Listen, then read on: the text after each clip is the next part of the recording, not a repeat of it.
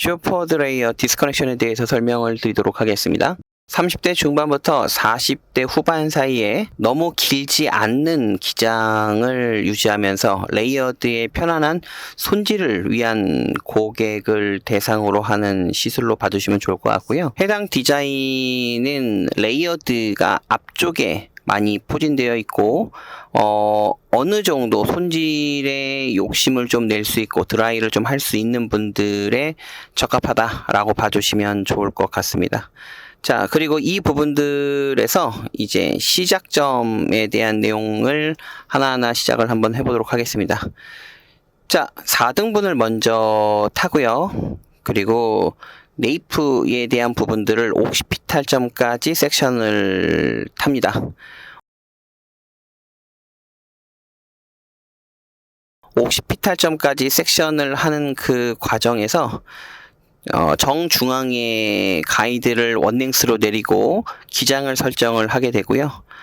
가운데에 원랭스로 기장을 설정한 그 길이에 맞게끔 오른쪽과 왼쪽의 기장을 맞춰서 원랭스의 형태를 만들어냅니다.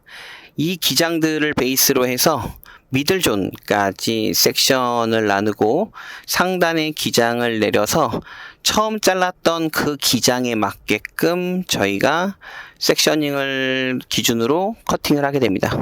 쉽게 얘기하면 미들존까지 모두 원랭스로 커트를 들어간다 라고 봐주시면 좋을 것 같고요. 이 기준은 처음 잘랐던 네이프의 시작점의 길이에 맞게끔 길이 설정이 유지되고 있다 라는 부분들을 이해하시면 좋을 것 같습니다.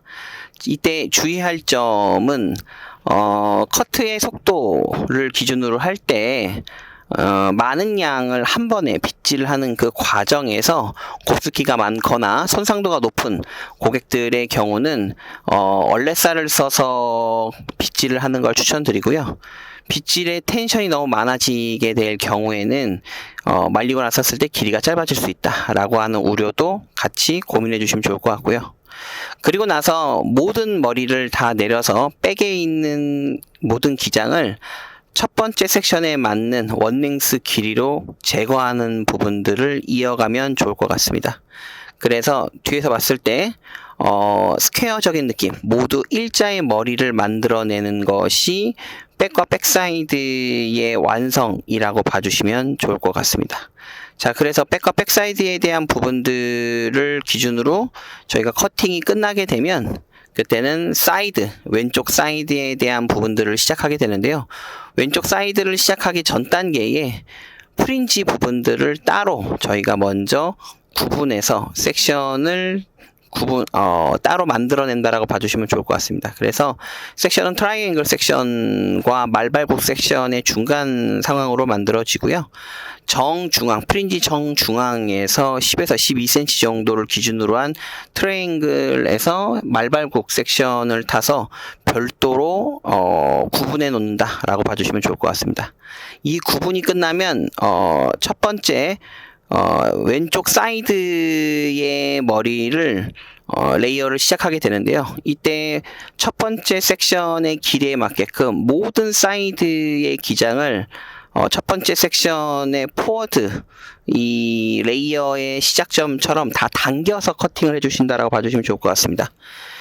그래서 저희가 이 당김을 어떻게 봐주시면 좋냐면 이제 세로로 버티컬로 길이를 설정을 해야 되는 건데 버티컬 레이어의 기장 설정은 떨어지는 첫 단의 층이 턱선으로 위치하느냐 아니면 목선에 위치하느냐 다시 말해 이목구비를 살릴 것이냐 아니면 보완할 것이냐 라고 하는 부분들을 기준으로 해서 첫 번째 레이어들을 당겨서 커팅을 하는 그 과정을 만들어 주시면 좋을 것 같고요. 당기는 그 과정에서 첫 번째 단과 마지막 단에는 두상의 둘레 차이가 나다 보니 앞쪽은 짧고 뒤쪽은 길어지는 형태의 레이어가 만들어진다라는 것들을 이해하면 좋아요. 그래서 가장 많은 층이 만들어지는 건 사이드의 첫 단이 가장 많은 층을 만나게 되고 사이드의 가장 끝단, 다시 말해 이어 포인트에 가까운 머리는 층이 적다라고 하는 부분들을 이해하시면 좋을 것 같습니다. 반대편 역시 똑같은 방식으로 커팅을 들어가는데, 이때 주의할 점은 포워드 레이어의 첫 단, 그러니까 사이드의 시작점이죠.